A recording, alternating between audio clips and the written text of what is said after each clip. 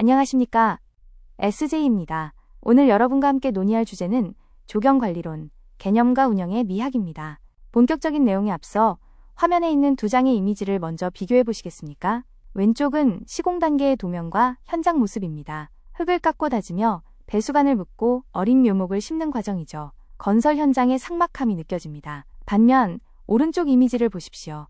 이곳은 같은 장소의 10년 후 성숙해진 조경 공간의 모습입니다. 앙상했던 묘목은 거대한 녹음수가 되었고 사람들은 그 그늘 아래서 휴식을 취하고 있습니다. 탄소 흡수율은 최적화되었고 생물 다양성 지수는 높아졌습니다. 우리는 흔히 건물이 완공되는 순간을 끝이라고 생각합니다. 하지만 조경은 다릅니다. 조경은 준공된 순간이 가장 미약하고 시간이 지날수록 그 가치가 증대되는 유일한 건설 분야입니다. 오늘 강의의 핵심은 바로 이 지점에 있습니다. 단순히 나무를 심고 시설을 설치하는 조정 중심의 사고방식에서 벗어나 10년, 20년 뒤의 모습을 그리며 가꾸어 나가는 지속가능한 운영관리로 패러다임을 전환해야 합니다. 삭막한 도면이 살아 숨쉬는 생태공간으로 변모하는 과정, 그 드라마틱한 변화를 이끄는 힘이 바로 오늘 우리가 공부할 조경관리입니다. 그렇다면 조경관리란 학문적으로 그리고 실무적으로 어떻게 정의할 수 있을까요? 화면의 공식을 봐주십시오.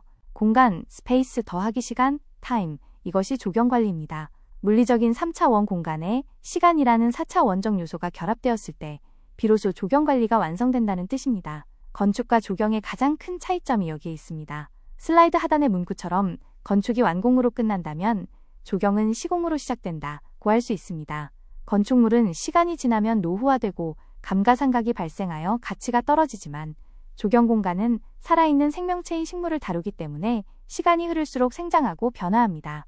따라서 조경관리란 계획, 플래닝과 설계, 디자이닝 단계에서 의도했던 바를 현장에서 구현해내는 것에 그치지 않습니다. 계절의 순환에 따라 변화하는 경관을 아름답게 유지하고 세월이 흐르며 바뀌는 이용자들의 행태와 요구를 수용하여 공간의 가치를 끊임없이 증대시키는 종합 실천과학입니다. 식물의 생장, 계절의 변화, 그리고 이용자의 변화라는 세 가지 변수를 시간축 위에서 조율하는 지휘자의 역할, 그것이 바로 관리자의 임무입니다. 시대가 변하면서 조경관리를 바라보는 관점, 즉 패러다임도 크게 변화했습니다. 과거와 현재, 그리고 미래를 비교해 보겠습니다. 과거의 조경은 도시개발의 부속물로서 조성이 최우선이었습니다. 도시가 팽창하던 시기였기에 얼마나 많은 공원을 만드느냐는 양적 확대가 중요했고 관리는 문제가 터지면 수습하는 사후 처방적 관리, 리액티브에 머물렀습니다. 벤치가 부서지면 고치고 나무가 죽으면 뽑아내는 시기였죠. 하지만 현재와 미래는 다릅니다. 이제는 도시재생의 시대이며 이미 만들어진 공간의 질을 어떻게 높일 것인가 하는 질적 향상이 핵심 화두입니다. 관리 방식 또한 빅데이터 등을 활용해 문제가 발생하기 전에 미리 대응하는 선제적 예방적 관리, 프리엠티브로 진화하고 있습니다. 비용 측면에서도 초기 공사비만 따지는 것이 아니라 유지관리에 들어가는 총비용인 생애주기 비용, LCC를 고려합니다. 특히 하단의 인사이트를 주목해 주십시오. 현대 조경은 단순한 장식이 아닙니다. 기후 위기 시대의 도시의 열섬 현상을 완화하고 홍수를 예방하며 도시의 회복 탄력성, 리질리언스를 확보하는 핵심 인프라로서 기능해야 합니다. 관리는 이제 도시 생존의 문제가 되었습니다. 구체적인 운영 목표를 살펴보겠습니다. 조경 관리는 크게 기능적, 시각적, 생태적 관리라는 세 가지 기둥으로 지탱됩니다. 첫째, 기능적 관리, 펑셔널입니다. 이는 시설물의 효용성을 유지하는 것입니다. 벤치나 운동기구가 제 기능을 하도록 하고 무엇보다 이용자의 안전을 확보하여 쾌적한 환경을 제공하는 것이 기본입니다. 안전하지 않은 공원은 아무리 아름다워도 의미가 없습니다. 둘째, 시각적 관리입니다. 조경의 예술적 측면입니다. 수목의 전정을 통해 아름다운 수영을 만들고 잡초를 제거하여 깔끔한 경관을 유지함으로써 공간의 심미적 가치를 증진시키는 것입니다. 사람들의 눈을 즐겁게 하는 관리라고 할 수 있습니다. 셋째, 가장 중요한 생태적 관리, 이콜로지컬입니다. 생물 다양성을 보존하고 생태계의 순환을 도우며 기후변화에 적응할 수 있는 건강한 생태계를 만드는 것입니다. 이 세 가지 목표는 서로 충돌할 수도 있습니다. 예를 들어 생태를 위해 풀을 남겨두면 시각적으로 지저분해 보일 수 있죠. 따라서 모든 운영 계획은 어느 한쪽에 치우치지 않고 이 세 가지 목표가 균형을 이룰 때 성공할 수 있습니다. 그렇다면 실제 운영 관리는 현장에서 어떤 프로세스로 돌아갈까요? 화면의 순환 체계도를 봐주십시오. 관리는 멈춰있는 점이 아니라 계속 돌아가는 바퀴와 같습니다. 1단계는 연간 계획 수립입니다. 1년 동안 언제 전정을 하고 언제 소독을 할지 시기별 작업 계획을 짜고 그에 맞는 예산을 편성합니다. 2단계는 조직 및 예산 집행입니다. 계획을 실행할 인력을 배치하고 직영으로 할지 도급을 줄지 결정하여 자원을 배분합니다. 3단계는 현장 운영입니다. 실제 현장에서 작업이 이루어지는 단계로 이때 중요한 것은 작업자의 감이 아니라 표준시방서 KCS라는 명확한 기준에 따라 수행되어야 한다는 점입니다. 마지막 4단계는 평가 및 피드백입니다. 작업 결과를 모니터링하고 하자를 조사합니다. 여기서 끝나는 것이 아니라 이 평가 결과가 다시 내년도 1단계 계획 수립에 반영되어야 합니다. 가운데 원에 적힌 유기적 연결이라는 단어를 기억해 주십시오. 예산, 조직, 기술, 평가가 끊어지지 않고 물 흐르듯 연결되는 시스템이 갖춰져야 효율적인 관리가 가능합니다. 이제 구체적인 운영 방식을 알아보겠습니다. 첫 번째는 직영 방식입니다. 이 방식은 소유주나 관리 주체, 지자체, 아파트 입주자 대표회의 등가 직접 계획을 세우고 필요한 인력과 장비를 고용하여 업무를 수행하는 형태입니다. 직영의 가장 큰 장점은 책임과 대응입니다. 주인이 직접 관리하니 책임 소재가 명확하고 태풍 같은 긴급 상황이 발생했을 때 결제 단계를 거치지 않고 즉각적인 임기응변이 가능합니다. 또한 내 집을 가꾸는 것과 같은 주인의식을 가지고 구석구석 세심하게 관리할 수 있다는 점이 매력적입니다. 하지만 단점도 분명합니다. 전문적인 조경 인력을 상시 고용해야 하므로 고정 인건비 부담이 크고 장비 유지비도 만만치 않습니다. 또한 조직이 오래되면 변화를 거부하는 관료적 타성 매너리즘에 빠지기 쉽고 급변하는 최신 조경 기술이나 고가의 특수 장비를 도입하는 데 한계가 있을 수 있습니다. 두 번째는 도급 방식, 즉 전문업체에 위탁하는 방식입니다. 조경식재 및 시설물 관리 면허를 가진 전문업체와 계약을 맺고 일정 기간 관리를 맡기는 것입니다. 이 방식의 장점은 전문성과 효율성입니다. 관리 주체는 복잡한 노무 관리나 행정 업무에서 해방될 수 있고 업체의 숙련된 기술자와 고성능 장비를 합리적인 비용으로 활용할 수 있습니다. 특히 대규모 공원이나 아파트 단지처럼 관리 범위가 넓을 때 비용 절감 효과가 큽니다. 그러나 단점으로는 품질 저하의 우려가 있습니다. 업체는 이윤을 남겨야 하는 영리 조직이므로 자칫하면 최소한의 비용으로 관리하려다 품질이 떨어질 수 있습니다.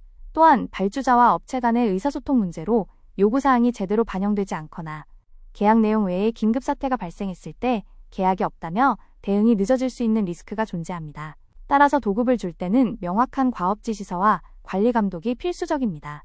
앞서 본 직영과 도급, 과연 무엇이 정답일까요? 정답은 상황에 따른 전략적 선택입니다. 화면의 저울을 보시죠. 직영이 유리한 경우는 소규모 정원이나 국보급 문화재처럼 아주 세밀한 손길이 필요한 곳, 혹은 보안구역이라 외부인 출입이 통제되는 곳입니다. 이곳들은 효율성보다 관리의 질과 보안이 우선이기 때문입니다. 반면 도급이 유리한 경우는 대규모 공원이나 가로수 관리처럼 작업 물량이 방대하거나 고소작업차, 파쇄기 같은 고도의 전문 장비가 필요한 작업입니다. 이런 곳은 전문업체의 시스템을 빌리는 것이 훨씬 경제적입니다. 최근의 현대적 트렌드는 이 둘을 결합한 혼합 방식입니다. 예를 들어 매일 해야 하는 청소나 단순 전정은 직영 인력이 수행하여 상시적인 깔끔함을 유지하고 병해충 방제나 대형목 전정처럼 전문 기술과 장비가 필요한 작업은 도급을 주는 것입니다. 이렇게 하면 두 방식의 장점만을 취하여 효율과 품질을 동시에 잡을 수 있습니다. 조경관리 현장에서 가장 민감한 부분은 바로 돈, 예산과 법 규정입니다. 투명한 행정을 위해서는 객관적인 기준이 반드시 필요합니다. 크게 세 가지 기준을 기억해야 합니다. 첫째, 표준품셈 (Standard Estimates입니다. 이는 정부가 정한 공사비 산정의 기초자료입니다. 나무 한 그루를 전정하는 데 인력이 몇 명 필요하고 시간이 얼마나 걸리는지 수치화한 것입니다. 이를 근거로 공사비를 산출해야 과도한 예산 낭비나 부실 공사를 막을 수 있습니다. 둘째, KCS 국가건설기준입니다. 이것은 작업의 품질과 절차를 규정한 법적 시방서입니다. 어떻게 자를 것인가, 비료는 얼마나 줄 것인가에 대한 기술적 가이드라인이 되어줍니다. 셋째, 법적 근거입니다. 주택건설 기준 등에 명시된 법적 조경 면적과 의무관리 사항을 준수해야 과태료 등의 불이익을 피할 수 있습니다. 하단의 문구처럼 조경유지관리 공사비는 객관적인 표준품셈을 기초로 산정되어야 예산의 투명성을 확보할 수 있다는 점은 관리자가 갖춰야 할 직업윤리이자 원칙입니다. 이제 시야를 넓혀 시스템적인 측면을 보겠습니다. LH, 한국토지주택공사에서 운용 중인 COTIS, 조경하자 및 유지관리 전산 시스템의 사례입니다. 과거에는 종이장부로 나무 숫자를 셌다면 이제는 IT 기술이 접목되고 있습니다. 이 시스템의 흐름을 보십시오.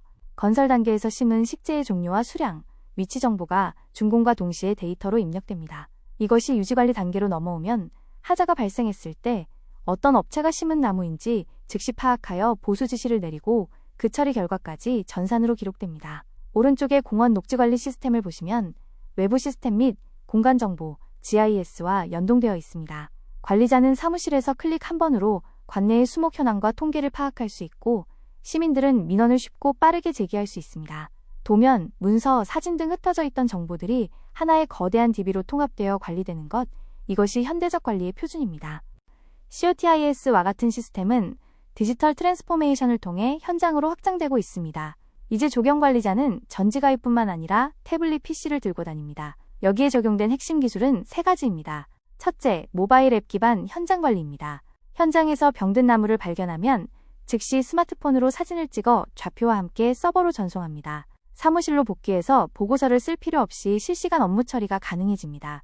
둘째, PAIMS 스마트 파크입니다. 서울숲 같은 대형 공원에는 객체 기반의 스마트 관리 시스템이 도입되어 있어 시설물 하나하나에 아이디가 부여되고 상태가 관리됩니다.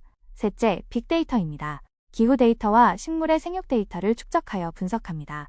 올해는 온도가 높으니 5월에 진딧물이 창궐하겠구나 라고 예측하는 것이 가능해집니다. 이처럼 데이터와 모바일 기술은 조경관리를 경험 의존형에서 데이터 기반형으로 바꾸고 있습니다. 현재 우리가 처한 조경관리 환경을 냉철하게 분석해 볼 필요가 있습니다. SWT 분석을 통해 전략을 도출해 봅시다. 우리의 강점, strength는 COTIS와 같은 통합 시스템이 이미 구축되어 있고 세계적 수준의 조경 전문 인력이 확보되어 있다는 점입니다. 하지만 약점, weakness일 수도 있습니다. 여전히 현장에서는 하자 처리에 대한 명확한 노하우가 부족해 땜질식 처방을 하는 경우가 있고 지나친 도급화로 인해 업체 의존도가 심화되어 자체 기술력이 약화될 우려가 있습니다.